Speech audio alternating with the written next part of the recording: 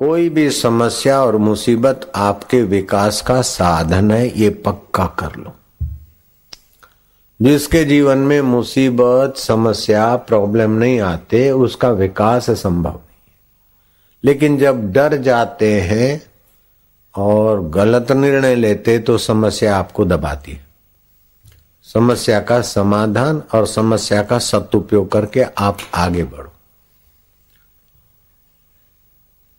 और सुख और सफलता आए तो उसको बहुजन हिताय बांटकर उसके आसक्ति और भोग से बचकर आप औदार्य सुख लो।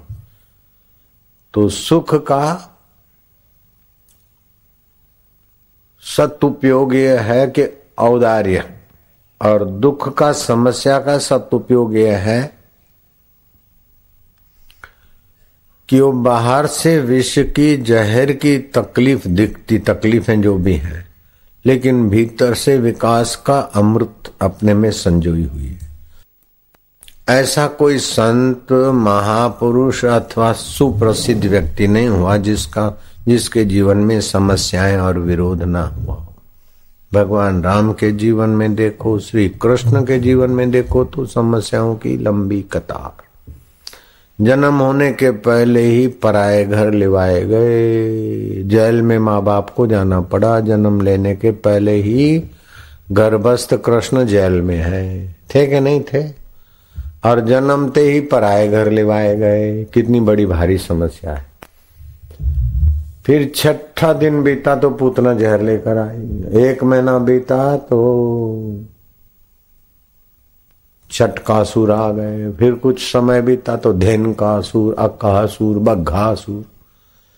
17 साल तक समस्याओं से जूझते जूझते श्री कृष्ण कितने मजबूत हो गए। ऐसे राम जी के जीवन में भी 14 वर्ष का वनवास आदि और कई समस्या है। समस्याओं से घबराना नहीं चाहिए, भागना नहीं चाहिए और अपने को कोसना नहीं चाहिए कि मैं बड़ा भागा हूं।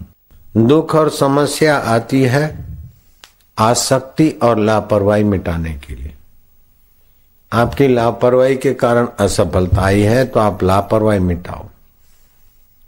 आसक्ति के कारण आई या खान पान में अगर बीमारी की समस्या आई तो आपने खान पान में लापरवाही किया है या चटोरापन किया है, या देर से खाते हो या अधिक खाते हो, या खाने के विरुद्ध का जो खाना आपको ठीक पचता नहीं, शरीर को अनुकूल नहीं, वैसा स्वाद के लोलुपता में खाते हो, इसलिए बीमारी की समस्या आती।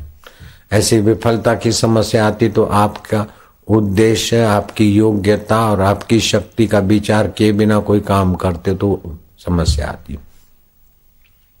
तो अपनी रुचि, अपनी योग्यता और अपना साधन समझकर निर्णय करना चाहिए, फिर उसमें लग जाना चाहिए। और सबसे बड़े में बड़ा उद्देश्य ये है, लोगों को उद्देश्य का पता ही नहीं। बोले मेरा उद्देश्य है डॉक्टर बनने का, वकील बनने का, उद्योगपति बनने का, बढ़िया पति मिल जाए मेरा उद्देश्य, बढ़िया पत्नी मिल जाए मेरा उद्देश्य। तुमको पता ही नहीं है तुम्हारा उद्देश्य है, बिल्कुल झूठी बात है। पड़ोसी चला जाए ये मेरा उद्देश्य है, अथवा पड़ोसी फलाना मेरी बात माने ये उद्देश्य। नहीं, उद्देश्य के हल्के हल्के नाम तुम जानते हो, लेकिन असली उद्देश्य तुम्हारा 2 है। दुखों का अंत हो जाए और सुख सदा टिका रहे, यही उद्देश्य है। बोलो, जिनके पास थोड़ी भी अक्ल है वो स्वीकार कर लेंगे। दुख सदा के लिए मिट जाए और सुख कभी जाए नहीं, यही उद्देश्य है। उद्देश्यों के नाम अलग अलग पंचराव है। शादी कर लूं तो सुखी हो जाऊं, अब पत्नी अनुकूल नहीं है तो बोले छूटा छेड़ा हो जाए तो सुखी हो जाऊं। धंधा करूं, पैसे कमाऊं तो सुखी हो जाऊं, और धंधा अच्छा नहीं करता तो धंधा बदलूं। उद्देश्य आपका सुख का है, दुख मिटाना और सुख को थामे रखना। ये एक व्यक्ति का नहीं, सभी व्यक्तियों का है।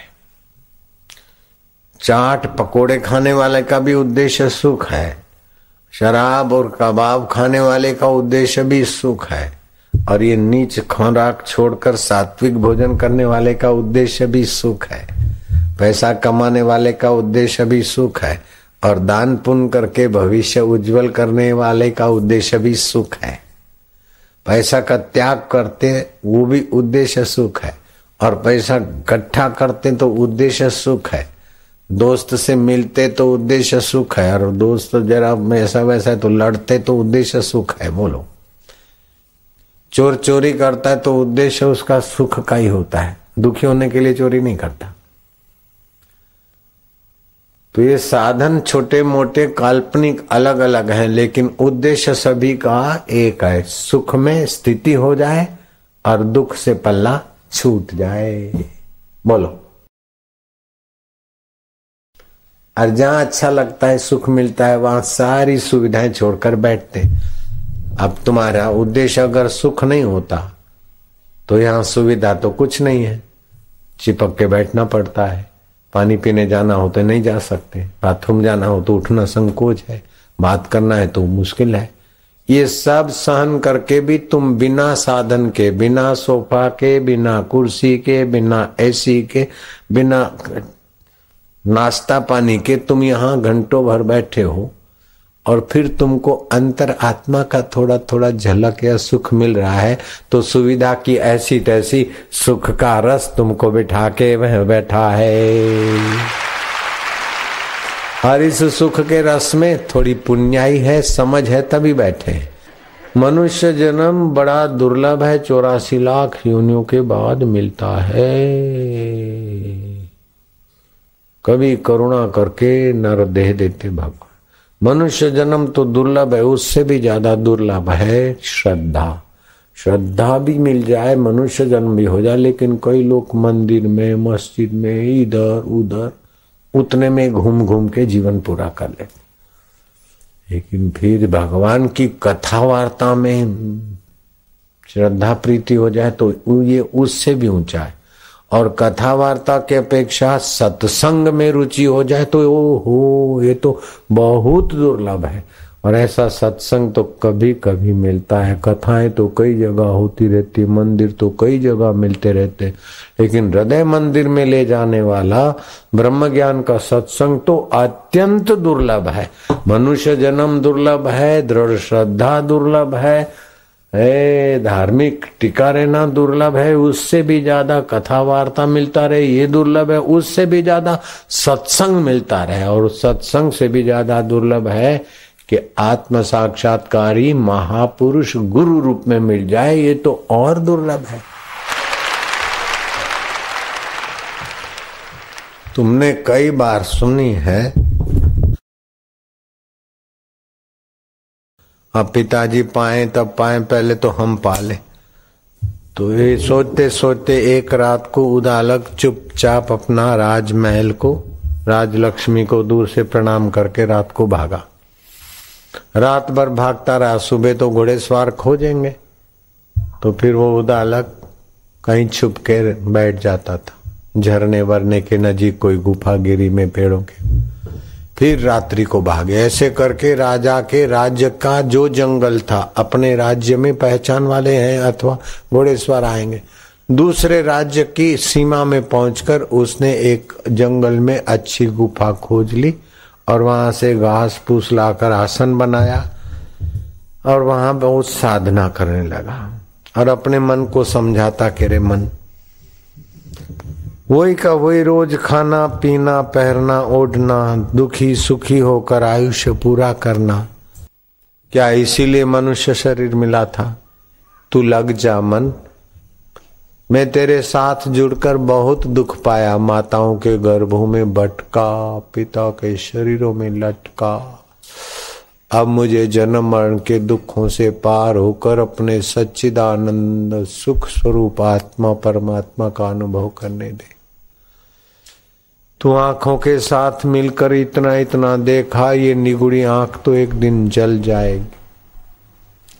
अरे मेरा निगुरा मन, तू नाक के साथ मिलकर कई सुगंधी भरी, लेकिन ये नाक भी, ये टेरवा भी जल जाएगा।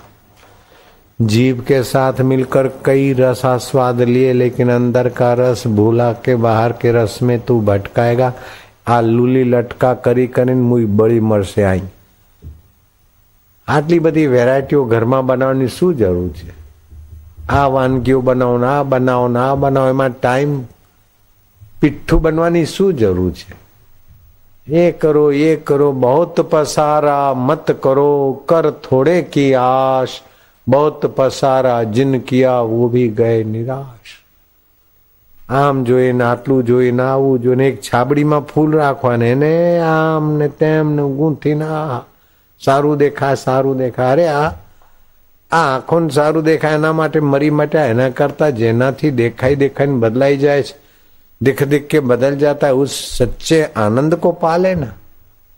तो कपड़े बढ़िया हो, घर बढ़िया हो, फर्नीचर बढ़िया हो, छाबड़ी बढ़िया हो, फलाना बढ़िया हो, इस बढ़िया बढ़िया में असली बढ़िया परमात्मा रह जाता है और नकली मुआ तो छूट जाता है। करे हम करे नाम लाली लगा नाम करे ऐसे, अरे क्या पड़ा रहेगा माल खजाना, छोड़ त्रियासुत जाना है। कर सत्संग, सत्य स्वरूप परमात्मा का संग, कर सत्संग अभी से प्यारे, नहीं तो फिर पछताना है। खिला पिला के देह बढ़ाई वो भी अग्नि में जलाना है।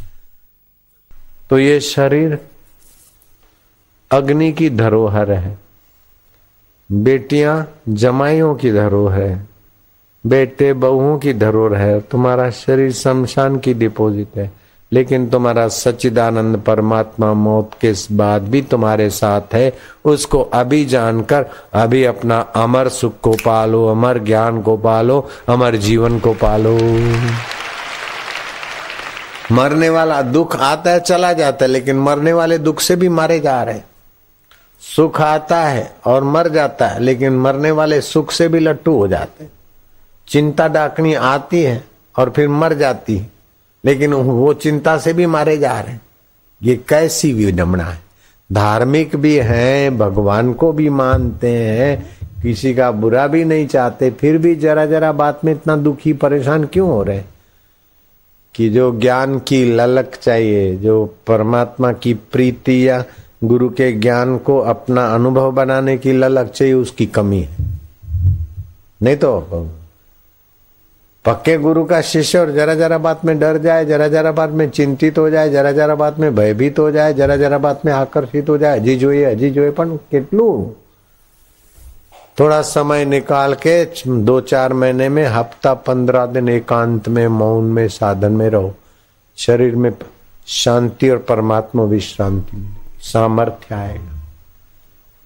तो 3 आवश्यकता है मनुष्य की: प्रेमी जीवन, ज्ञानमय जीवन और आत्म विश्रांति वाला जीवन। तुम्हारा परमात्मा प्रेम जगे, परमात्मा ज्ञान जगे और परमात्मा में विश्रांति मिले।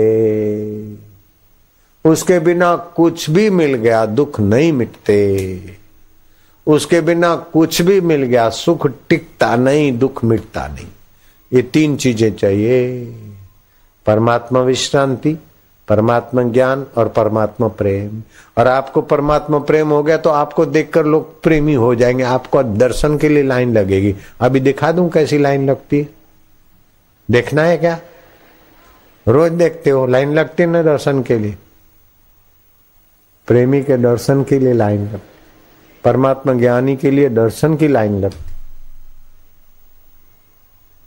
परमात्मा विश्रांति वाले को देख के अपने मन में विश्रांति आती। तो फिर तुम अपने हृदय में पालो तो तुम्हारे बाप का बिगड़ता क्या है? तुम्हारे बाप नु हूं बगड़ी जाए। जो हमको मिला है वो तुम्हारे अंदर छुपा है, उसको आप पालो। इसमें आपके बाप का क्या बिगड़ जाएगा? बिगड़ जाए तो मेरे माथे पे पाप आओ, बस। आपका कुछ बिगड़े हो, भगवान को पाने में आपका कुछ बिगड़ता हो तो जो भी बिगड़े वो पाप मेरे सिर पे मैं लेता हूं। नफा तुम्हारा, नुकसान हमारा। अरे सारे पाप तुम्हारे मिटेंगे, तुम्हारी मीठी नजर पड़ेगी तो माहौल में सुख शांति आएगी। आ गई कि नहीं आ गई? मौका लेके जप करो और फिर परमात्मा में विश्रांति पाओ। नारायणी स्तुति पढ़ो, परमात्मा का ज्ञान बढ़ाओ। स्वास्थ्य के लिए क्या खाना क्या न खाना, किस त्योहार तिथि में क्या करना क्या नहीं, वो जान लो। ईश्वर प्राप्ति का उद्देश्य बनाओ। अब जो उदालक ने जितना जल्दी किया उतना आप करो, ये मेरा आग्रह नहीं। उदालक तो चले गए गुफा में, ध्यान करते, भूख लगती कंद मूल्य आते, मन ही मन भगवान को भोग लगा के खाते, झरने से पानी ले आते पीते।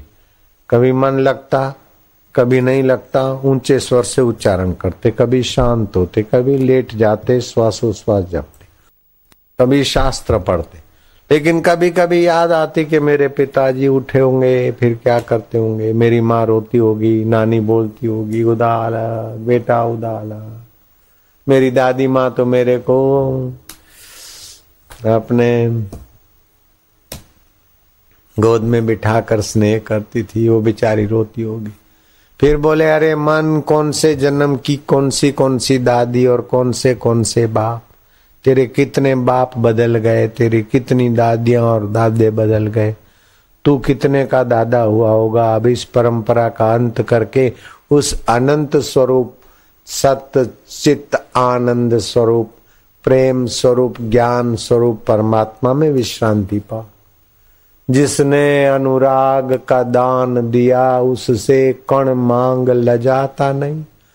ये दादी का, दादे का, बच्चे बच्चियों का जो प्रेम का, अनुराग का दान दिया है, उससे संसार के कण तुच्छ तुच्छ चीज मांग कर लज्जा नहीं आती। जिसने अनुराग का दान दिया उससे कण मांग लजाता नहीं। अपनापन भूल, मारो ये मेरा और ये मेरी दादी और ये मेरा राज।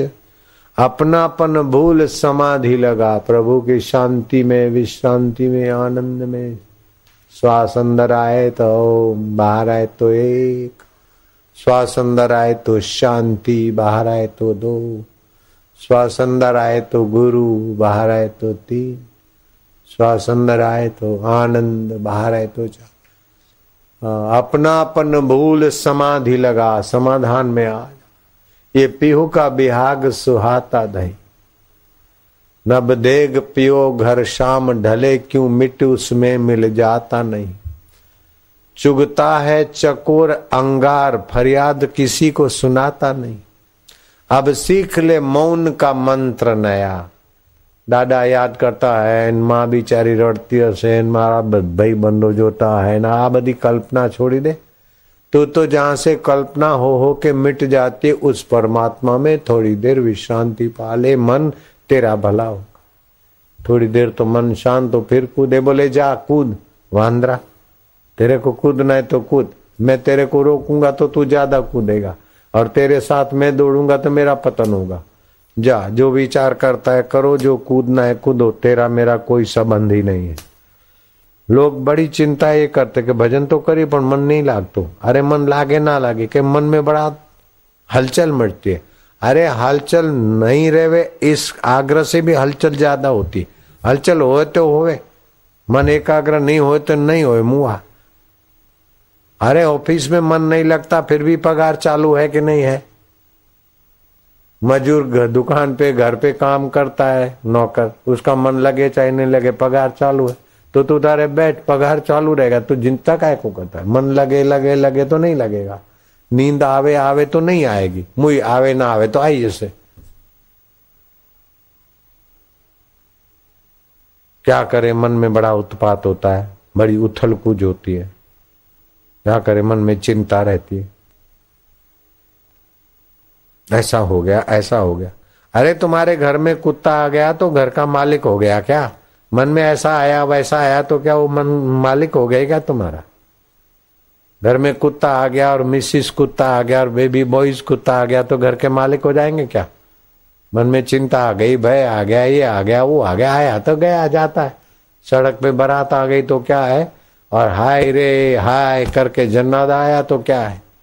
ऑटो रिक्शा सड़क से गई तो क्या है, घोड़ा गाड़ी गई तो क्या है, और ट्रैक्टर गया तो क्या, और जनरेटर गया तो क्या, काना गया तो क्या, बाड़ा गया तो क्या, भैंस का टोला गया तो तेरे बाप का क्या जाता है। सड़क है, ऐसे ही मन में आया गया। उसको जानने वाला मेरा आत्मा आनंद स्वरूप है, ज्ञान स्वरूप है, चैतन्य स्वरूप है। मन में आया गया बाजार में तो मेरा क्या, कुत्ते के मन में कुछ आया तो मेरा क्या, पत्थर तप गया तो क्या, और ठंडा हुआ तो क्या, ऐसे मन अशांत हुआ तो क्या और सुखी हुआ तो क्या, मैं उससे न्यारा और आत्मस्वरूप प्रभु का प्यारा। तू मौज कर, मन से पार चला जा, एक झटके में महान पुरुष के राज्य में पहुंच जा। काय को दुखी होता है? नहीं तो माला कर करके 50 साल हो गए कि बोले मन तो ऐसा है, मन वश नहीं होता। काय को वश करने के झंझट में पड़ता है? कुत्ता वश हो नहीं हो तेरे बाप का क्या जाता है? क्या करे, ऐसा हो गया ऐसा हो गया, अब दया करो बापू मेरे को, बस सतत साधना करो, अब ऐसा कर दो वैसा कर दो। अरे ऐसा कर दो वैसा कर दो के झंझट में काय को पड़ते? बापू जी जरा ये कर दो, जरा वो कर दो, जरा वो कर दो, जरा वो कर दो। इधर भी आते तो जरा ऐसा कर दो, मेरे को ऐसा कर दो। अरे ये कर दिया वो कर दिया, जो अभी नहीं है बाद में कर दिया तो कर दिया, वो तो मिट जाएगा। अरे जो सदा पहले था अभी है बाद में रहेगा, उसको जानकर अभी मुक्त आत्मा हो जाना। अभी तो बापू का बच्चा बापू बन जाने, काहे को तेरे बाप का जाता क्या है? तो काहे को लंबा रास्ता मांगता है? हमें एकदम फास्ट ले जाना चाहते और तुम फिर चालन गाड़ी में चलना चाहते। बाबलो चालन गाड़ी में चाले, तमें बाबला छो? छोटे छोटे बच्चे वो चलना सीखते हैं, तुमको अभी चलना क्या सीखना, तुम तो छलांग मारो बस। हरिओम तत्सत, संसार गपसप। हरिओम तत्सत, दुख सुख गपसप। हरिओम तत्सत, चिंता भय गपसप। आदर तथा अनादर, बोलो आदर तथा अनादर। वचन बुरे जूं भले, वचन बुरे यूं भले। निंदा स्तुति जगत की, निंदा स्तुति जगत की। धर जूते के तले, धर जूते के तले। निंदा हो गई तो निंदनीय काम नहीं करें, फिर निंदा होती है तो मुई हो जाए तो हो जाए, मरने वाले शरीर की निंदा। तो आप उद्देश्य बना लो कि हम परमात्मा, हमारा उद्देश्य क्या है, ये चाहिए, बिल्कुल कल्पना है। पक्का उद्देश्य है सत चित आनंद, सदा आनंद में रहे और दुख हमको छुए नहीं। तो जहां दुख नहीं पहुंचता और सदा आनंद है, उस आत्मा के ज्ञान को पालो बस। सदा दिवाली संत की, सदा दिवाली संत की। आठों पहर आनंद, आठों पहर आनंद। अकल मता कोई उपजा, अकल मता कोई उपजा। गिने इंद्र को रंक, गिने इंद्र को रंक। तीन टूक को पीन की, तीन टूक को पीन की। भाजी बिना लूण, भाजी बिना लूण। तुलसी हृदय रघुबीर बसे, तुलसी रघुवीर बसे। तो इंद्र बापड़ा कूण, तो इंद्र बापड़ा कूण। तो हृदय में जो सतचित आनंद स्वरूप रघुवीर परमात्मा का ज्ञान हो जाए तो इंद्र तो बापड़ा लगता है। क्योंकि इंद्र मानते हैं कि जब अप्सराएं नाचे और बराबर यश गान हो तभी मजा आवे, और वो जिसको आत्मा का सुख मिल गया तो जहां जाता है मजा ही मजा। हर रोज नई एक शादी है, हर रोज मुबारक बाजी है। नहीं होती मुबारक? कितने लोग आते हो मुबारक करने को, प्रणाम करने को नहीं आते? हर रोज नई एक शादी, हर रोज आत्मा परमात्मा का नया नया सुख आनंद। बुढ़ा और लाचार निराश आदमी भले सोचे कि अरे क्या सूरज पुराना है, लेकिन उत्साही आदमी तो सूर्य नारायण को रोज नई खुशी, नया प्रकाश, नया जीवन। नवो दिवस दर रोजे नवो दिवस था। बोलो भले कितने ही सोमवार आ गए, लेकिन कल का सोमवार प्रभात नहीं लगेगी हमको, नहीं लगेगी क्या? हाँ। हर रोज नई एक शादी है, माना खुशी है, शांति है, आनंद है, परमात्मा रस है। न हर रोज नई एक शादी है, हर रोज मुबारकबाजी है। जब उमड़ा दरिया उल्फत का, जब उमड़ा दरिया उल्फत का, हर चार तरफ आबादी है। आबादी माना खुशी, प्रेम। हर रात नई एक शादी है, हर रोज मुबारकबाजी है। रात्रि को सोते समय नई खुशी और उस प्रभात को आनंद, तो रोज फिर मुबारकबाजी वाले हाजिर। हर रात नई एक शादी है, हर रोज मुबारकबादी है। खुशखंदा है रंगी गुल का, मतलब अच्छा खिला हुआ, जैसे फूल खिलता है ऐसे परमात्मा ज्ञान से हृदय खिला हुआ है। खुश शादी शाद मुरादी है, वन सूरज आप दुर्खाश है, अर्थात प्रकाशमान, दुख को सुख को चिंता को भय को सबको देखने वाला आनंद स्वरूप मेरा प्रकाशमान आत्मा जगमगा रहा है। खुद जंगल है खुद बादी है, अर्थात आबाद स्थान वो भी है और जंगल का दृष्टा भी वही परमेश्वर है। नित राहत है नित फरहत है, नित राहत है नित फरहत है आनंद से। तो बोले नित राहत है नित फरहत है, नित रंग नए आजादी है। हर हाल में नए रंग नया ज्ञान नया प्रकाश रहता है।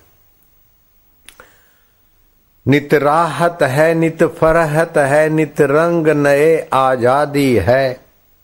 हर रंग रेशों में हर नूर में, अर्थात सिर का एक बाल बाल उसमें भी सोहम आनंद ओम परमात्मा का प्रेम है।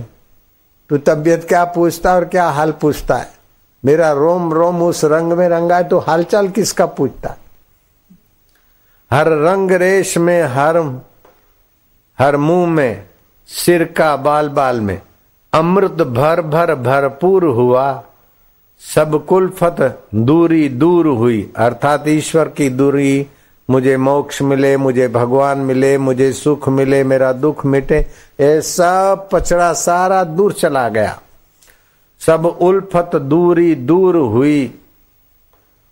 मन शादी है ऐ मर्ग से चूर हुआ, अर्थात अनंत आनंद के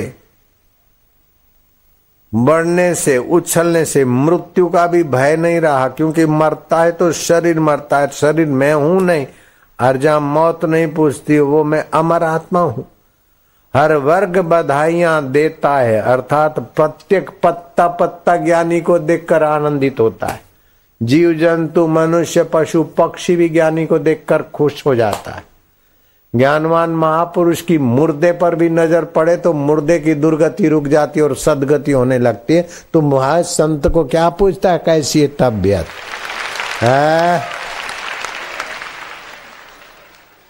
हर जर्रा जरा तुर हुआ, अर्थात जर्रा जरा तेज और ज्ञान में बदला। जो है सो है अपना मजहर, अर्थात झांकी का स्थान है। जो कुछ है आंखों से भी मैं ही देखता हूं, कानों से मैं ही सुनता हूं, मन से सोच विचार को मैं ही जानता हूं। ये सब बदलने के बाद मैं ही मैं भरपूर हूं सभी के तनों में, जरे जरे में। ख्वाह आबी नारी बादी है, क्या ठंडक है क्या राहत है, क्या अंतरात्मा की शीतलता है, क्या ठंडक है क्या राहत है। ठंडक और राहत नहीं होती तो तुम इधर बैठते सुरती लाले और आसपास के लोग। ठंडक मिल रही है एयर कंडीशन की नहीं, आत्मा की शीतलता। बोलो क्या ठंडक है क्या राहत है। ख्वाह आबादी नारी बादी है, क्या ठंडक है क्या राहत है, क्या शादी है क्या आजादी है। शादी असली शादी तो आत्मा परमात्मा के साक्षात्कार की है। तन तंदुरुस्त मन प्रसन्न और बुद्धि में बुद्धिदाता का साक्षात्कार, बटी गयो सदा सुख।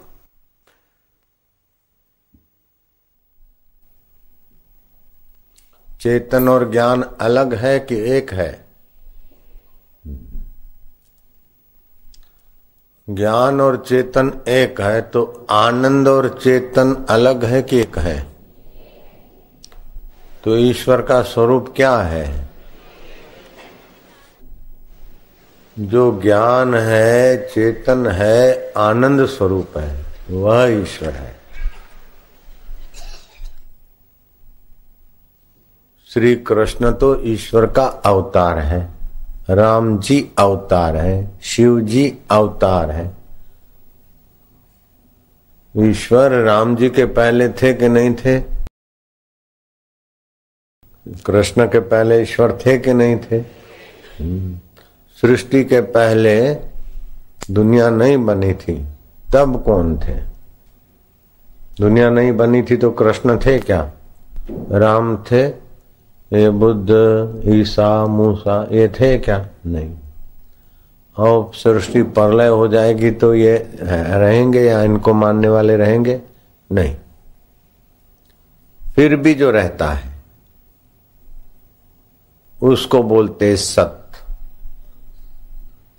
उसी को बोलते चित्त और उसी को बोलते आनंद, और वो ज्ञान स्वरूप है। तो ईश्वर ज्ञान स्वरूप है कि नहीं है? है। अगर ईश्वर अज्ञानी है तो सृष्टि बनाई कैसे? कर्म का फल कैसे देंगे?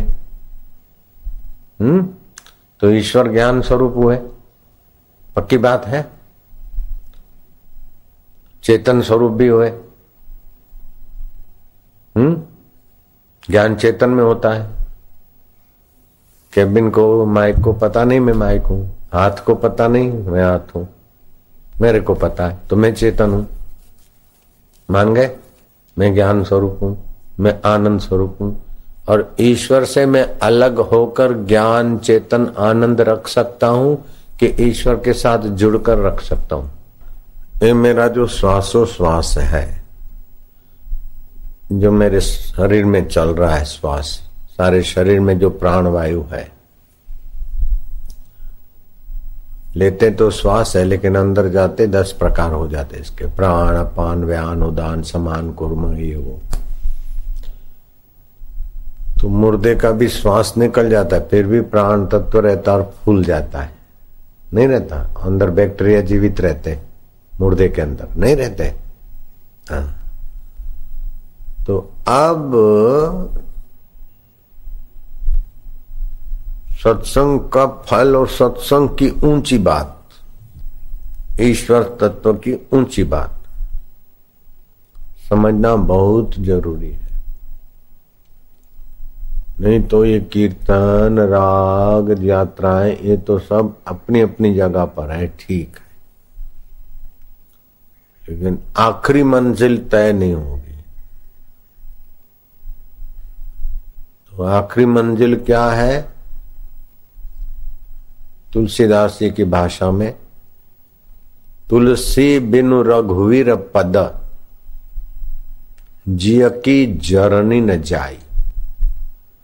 उस रघुवीर पद अर्थात राम ब्रह्म परमार्थ रूपा। राम जी ब्रह्म है, ब्रह्म उसे कहते हैं कि जो ठसाठस भरपूर व्याप रहा हो।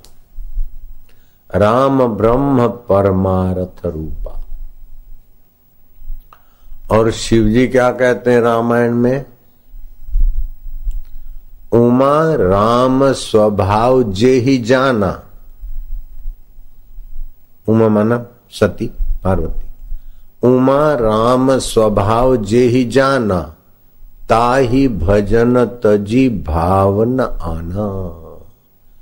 जिसने भगवान के स्वभाव को जाना है, अर्थात ब्रह्म स्वभाव को जिसने जाना है, वो उसका भजन छोड़कर दूसरे भाव में नहीं चिपक सकता है, फिसल सकता है। अर्थात अपना ब्रह्म स्वभाव को जिसने जाना, वो सब कुछ करते हुए भी कहीं चिपकेगा नहीं।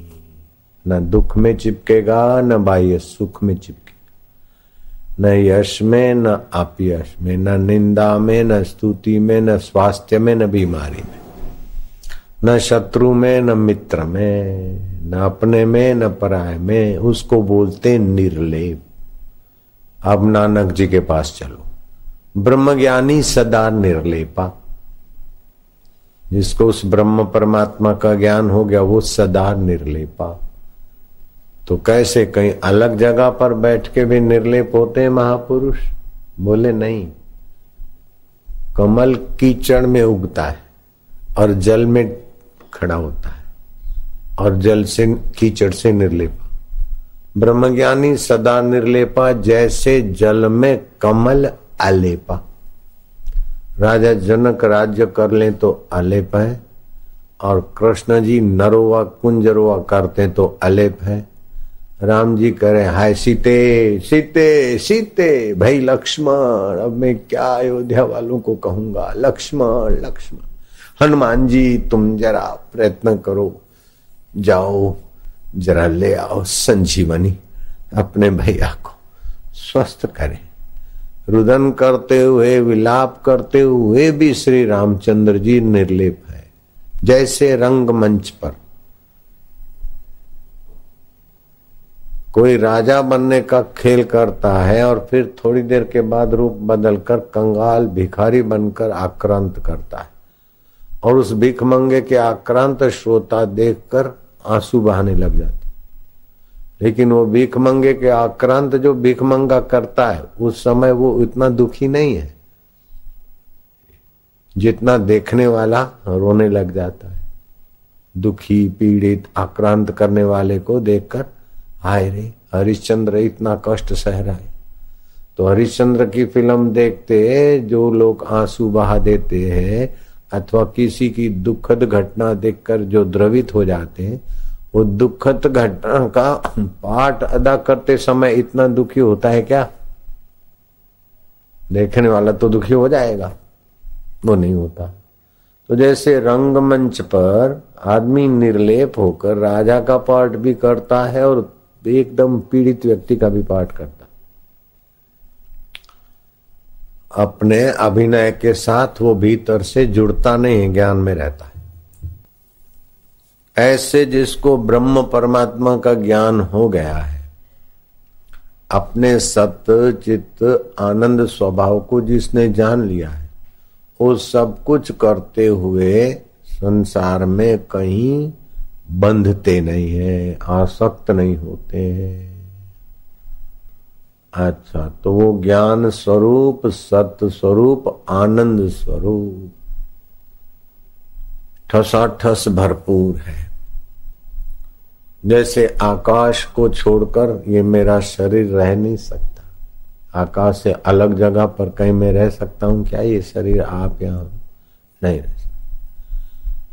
तो हमारे शरीर के अंदर जो आकाश है वो है व्यष्टि आकाश, व्यष्टि माना सीमित आकाश। बाहर जो आकाश है वो है समष्टि आकाश। तो ये व्यष्टि आकाश वाला देह समष्टि आकाश के साथ जुड़े बिना रह सकता है? अलग जा सकता है? मेरे मुंह का, कान का, हृदय का, पेट का आकाश इस बाहर के आकाश से हटकर कहीं जा सकता है? नहीं जा सकता। तो व्यष्टि आकाश और समष्टि आकाश अभिन्न है, मिले हुए हैं। ऐसे में श्वासोश्वास लेता हूं तो ये है व्यष्टि श्वास, और बाहर का वायुमंडल है समष्टि श्वास। तो क्या मेरा या आपका व्यष्टि श्वास समष्टि श्वास के से अलग रह सकता है? ऑक्सीजन का पीपा भी बना दिया, फिर भी कब तक? एक व्यष्टि का सीमा बना दिया, कमरे को पैक कर दो तो व्यष्टि श्वास कमरे का ही मान लो। तो क्या कमरे को पैक कर दे, एयर टाइट कर दे तो जी सकते क्या हम? नहीं जी सकते। तो व्यष्टि श्वास समष्टि से अभिन्न है, जुड़ा हुआ है। व्यष्टि आकाश समष्टि से जुड़ा है। ऐसे व्यष्टि जो हमारे शरीर में अग्नि तत्व है, जो खाना पचाता है, 20 वोल्ट की बैटरी, जितनी गर्मी तो हमारे मस्तिष्क और शरीर में, ये वैज्ञानिक रिसर्च के अनुसार मानी गई, स्वीकार की। तो हमारी ये जो गर्मी है शरीर की व्यष्टि, तो बाहर की सूर्य की गर्मी अथवा अग्नि तत्व की समष्टि गर्मी से हम अलग रह सकते? नहीं रह सकते। अगर वहां सूर्य ठंडा हो जाए तो विज्ञानी जिंदा नहीं रह सकता ब्रॉडकास्ट करने को, कि सूर्य ठंडा हो रहा है, आप अपनी गर्मी की व्यवस्था करो, इतना बोल नहीं सकता। तो हमारा व्यष्टि अग्नि तत्व, व्यष्टि वायु तत्व, व्यष्टि आकाश तत्व, व्यष्टि पृथ्वी तत्व समष्टि के बिना नहीं रह सकते। तो व्यष्टि और समष्टि का आपस में संबंध है जैसे तरंग और पानी का। ठीक है। ठीक इसी प्रकार मेरा व्यष्टि सत्य चित्त आनंद और समष्टि ब्रह्म का सत्य चित्त आनंद स्वभाव ओतप्रोत है। मेरी बुद्धि में नहीं आया इसलिए मैं दुखी हूं, मैंने स्वीकार नहीं किया इसलिए मैं दुखी हूं, मैं अपने को कुछ इतना सा मानता हूं इसलिए कुछ बनकर सुखी होना चाहता हूं, कुछ पाकर सुखी होना चाहता हूं, कहीं जाकर सुखी होना चाहता हूं। वास्तविक में मैं अब भी यहां पर इस समय जैसा जो भी हूं अपने आप में मैं समष्टि से एकाकार हूं। आकाश से जुड़ा हूं, वायु से जुड़ा हूं, जल से जुड़ा हूं। हमारे शरीर में जल तत्व है तो बाहर के जल से भी तो हम जुड़े हैं। तो ये पंच भौतिक शरीर समष्टि व्यष्टि पंच भौतिक शरीर समष्टि से अलग था नहीं, है नहीं, हो नहीं सकता। आपके घर में कूड़ादानी होती ना, रसोड़े में सम चिलटे विलटे सब कचरा फेंक रखने का, तो बोलते हैं कि गंदगी फेंक के आओ। ये गंदगी तब तक गंदगी दिखती है जब तक धरती में गड़ी नहीं। अच्छा, वो कूड़ेदानी को धरती में गाड़ दो तो व्यष्टि की गंदगी समष्टि से मिला दो तो वो पवित्र हो जाएगा, खाद बन जाएगा, उपजाऊ बन जाएगा, पृथ्वी बन जाएगा। कूड़ा कचरा शरीर में अभी खाया है और शरीर का शौचालय से जो निकला वो व्यष्टि है, बदबू है, गंदा है, लेकिन धरती में समा जाता है समष्टि से तो फिर शुद्ध पवित्र हो जाता है। शरीर से पानी पिया और पेशाब के रूप में निकला व्यष्टि का तो गंदा लगता है, लेकिन गटर में नदी नालों में झूमते घूमते समुद्र में चला गया, समष्टि से मिल गया, बाष्पीभूत होकर वही गंगे हर होता है कि नहीं होता है? समष्टि से मिलकर गंगा माता बनता है कि नहीं बनता? जब व्यष्टि है तो उसके दुर्गुण उसके साथ जुड़ते हैं। अगर व्यष्टि का व्यष्टित्व विचार से या व्यवहार से हट जाए तो उसमें कोई दुर्गुण नहीं। अभी तो ये गटर का पानी पेशाब, और गटर में गया, बड़े नाले में गया और घूमते फिरते समुद्र में पहुंचा। ठीक है। अथवा कोई बड़ा तालाब है उसमें म्युनिसिपालिटी का गटर फेंकते तो सूर्य की किरणों से वो बाष्पीभूत हुआ तो पवित्र हो गया ना। वही बाष्प बरसात होकर ह्यूमिडिटी होकर चलेगी, श्वासोश्वास में आएगी, वो अपवित्र रहा क्या? व्यष्टि में अपवित्रता है, व्यष्टि में दुख है, व्यष्टि में कल्पनाएं है, समष्टि में कुछ भी नहीं। समष्टि अपने आप में ब्रह्म स्वरूप है। तो अब ये पृथ्वी, जल, तेज, वायु, आकाश, इसको बोलते 5 महाभूत। बोलते महाराज सारा सृष्टि परमात्मामय है, वासुदेव सर्वमिति, सब वासुदेव है। और फिर बोलते हैं ये पवित्र है, ये अपवित्र है, ये तीर्थ है, ये नरक है, ये स्वर्ग है। ऐसा क्यों है? आज अमावस्या है, आज पूर्णिमा है, आज पवित्र दिन है, ऐसा नहीं करना चाहिए, आज ऐसा ही करना चाहिए। जब सब वासुदेव है तो फिर ऐसा क्यों? ये सवाल साधक की बुद्धि में उठ सकता है, उठना चाहिए। तो बताओ ऐसा क्यों? वासुदेव सर्वमिति,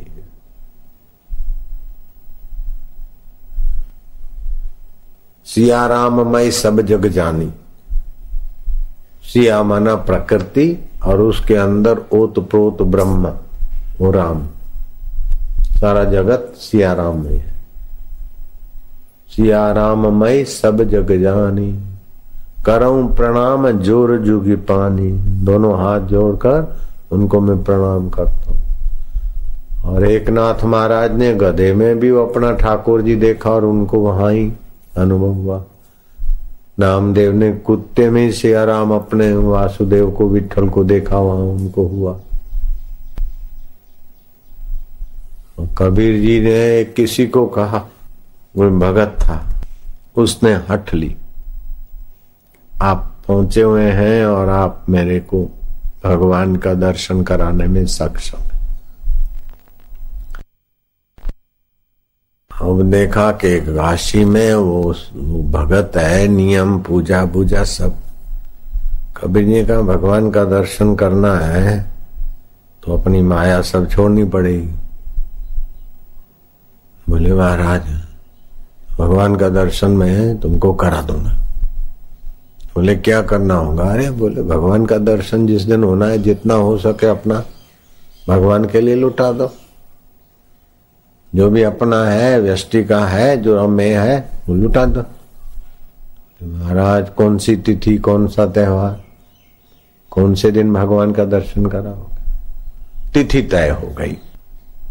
तो रामू के दर्शन की खुशी खुशी में रामू ने अपना जो जमीन थी वो बेच डाली और उसका सीधा सामान और रोकड़ करके साधु संत ब्राह्मण और गांव के विद्वानों पंडितों को सबको आमंत्रण दिया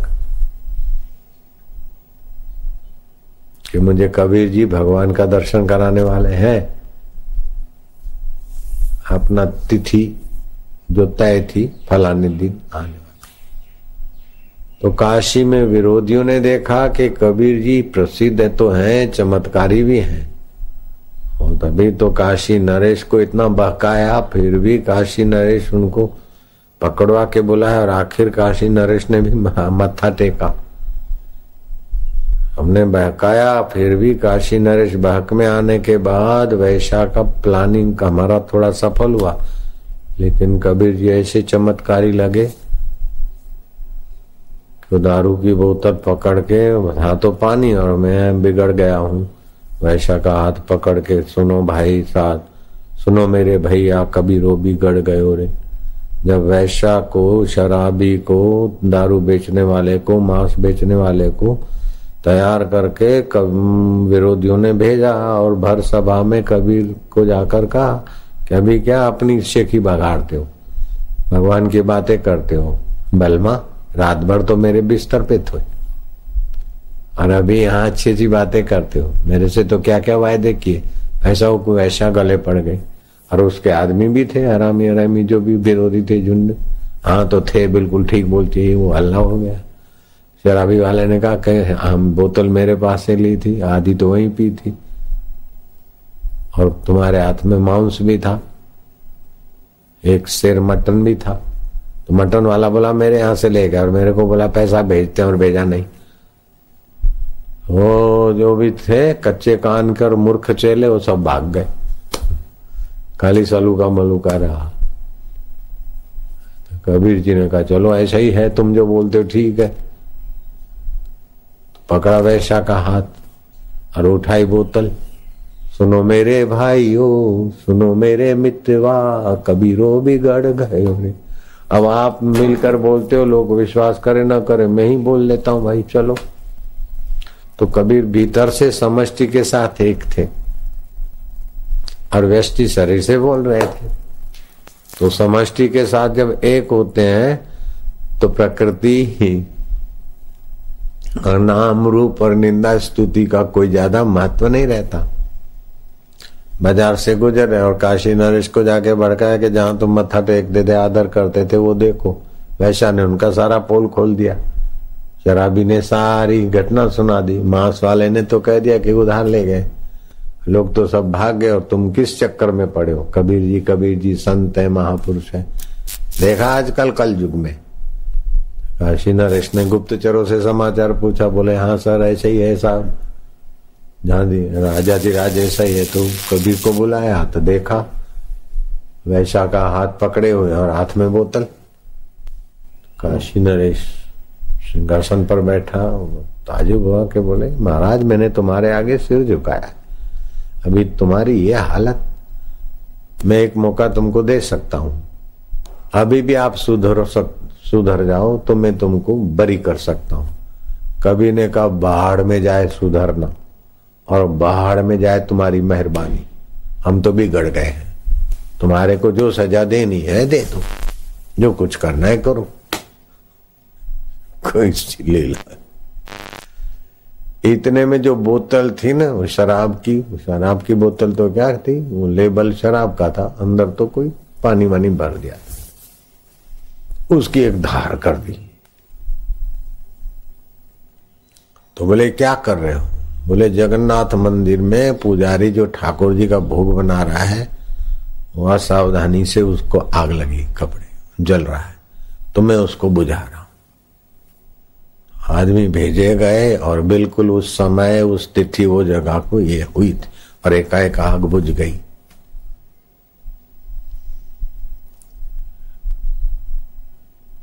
फिर जांच किया तो ये तो शराब है नहीं, और वैशा को जाकर किनारे ले जाकर पूछा गुप्तचरों ने कि सच बता। बोले सच क्या बताए?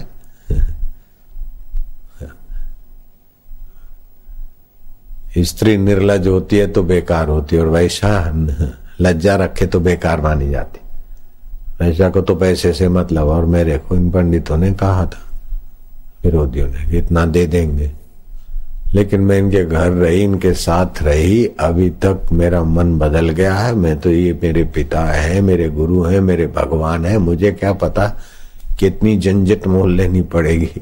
मैंने तो सोचा कि इनको फंसा के मैं सफल हो जाऊंगी, इनाम पाऊंगी।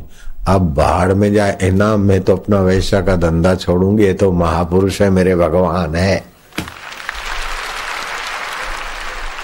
तो विरोधियों का पोल खुल गया। शराबी को जरा रिमांड पे लिया, बोले सर है साहब ऐसा था। मांस वाले को रिमांड पे लिया तो सच्ची बात उगल गए है। तो कबीर जी की तो जय जयकार हो गई। तो काशी नरेश जिनको पूजता है, हमारा सारी साजिश फेल हो गई, विफल हो गई। ऐसे कबीर जी रामू को दर्शन कराने वाले हैं, तो चलो फिर खा के भी आएंगे। रामू ने तो समष्टि भंडारा किया है, व्यष्टि नहीं, जो भी सुने आ सकते। रामू ने तो अपना खेत और मिलकत और गहने गांठे सब दाव पे लगा दिए, और कबीर जी उनको दर्शन कराने वाले, तो चलो रे भाई चलो। मैंने सुनी कथा कि भीड़ इकट्ठी हो गई और व्यंजन बने हैं क्या के क्या। खीर घोटी गई महाराज, मालपुरी बने, पूरी बनी, चावल का ढेर लग गया और क्या क्या लग गया। अब खाली कबीर जी के सभा में कबीर जी का स्वागत करके ईश्वर दर्शन कैसे कराते वो देखने का इंतजार था। तो रसोए बसोए सब के सब ऐसी अद्भुत घटना देखने के लिए तो सब के सब उस जगह में इकट्ठे हो। कबीर का इंतजार हो रहा है, कुछ पाठ फूट हो रहे हैं, जो भी कुछ धार्मिक विधि चाहिए। अब तो ईश्वर प्रकट होने वाले हैं, कबीर जी आएंगे। देखते देखते देखते देखते 1-1.5 घंटा बीत गया। 11 बजे हुए, 11:30 हो गए, 12 हो गए। वो भंडारे के भगत बोले अब तो घंटी बजती नहीं, यहाँ तो पेट में चूहे दौड़ रहे। अरे छोड़ो, पहले दर्शन हो जाएगा ठाकुर जी का, के जल्दी जान छूटे। जो पेटू थे कि ठाकुर जी का दर्शन हो जाए ना हो, घंटी बजे। और जो थोड़े बहुत थे बोले चलो ठाकुर जी कैसे दर्शन होते हैं और फिर खाना भी खाएंगे, लेकिन अभी तक नहीं आते, अभी तक नहीं आते। हो महाराज इंतजार करते करते करते कबीर थोड़े नियत समय से देर से आए। मैं आऊंगा दोपहर को, और लोग तो दोपहर मान लेते 11 बजे को, 12 बजे को। कबीर जी आए नहीं।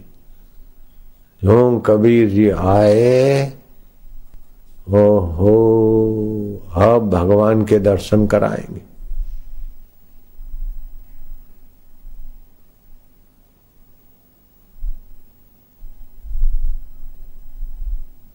इतने में कबीर जी भगवान के दर्शन कराए। इतने में खबर आई कि सारे के सारे इधर आए। वो रसोड़े में जो सामान था भोजन का, एक भैंसा घुसा, उसने तो सब उथल पाथल कर दिया।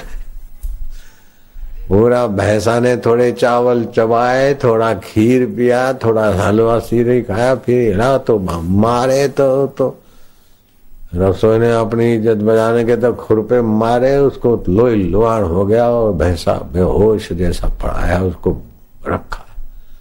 कबीर जी गए और भैंसे के गले लगे कि प्रभु जी क्षमा करो मेरे नारायण।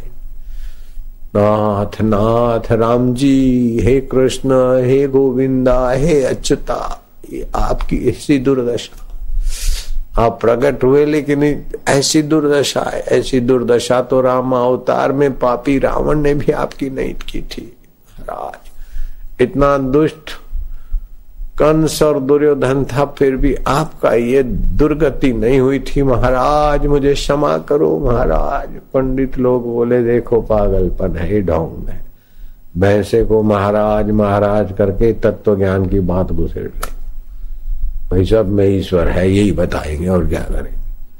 देखा ये सब चलो चलो चलो, विरोधी जो अति पात के थे वो तो चल दी। लेकिन कबीर जी की तो बिल्कुल सच्ची थी ब्राह्मी स्थिति, व्यष्टि समष्टि का भेद दिखने पर भी अभेद।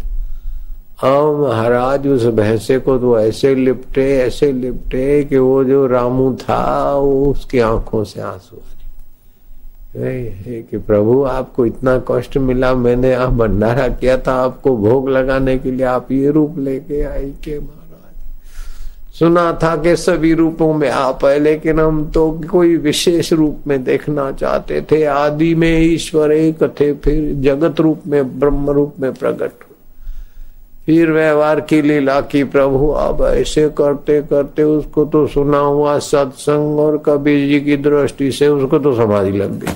हो गया हो गया हो गया हो गया हो गया। रामू को तो प्रभु का दर्शन हो गया और भक्तों को प्रभु का भाव हो गया, पुण्यात्मा को प्रभु सब में इस पुण्य में। विरोधी बोले ये सब नाटकबाजी, उस बेचारे को कंगाल कर दिया।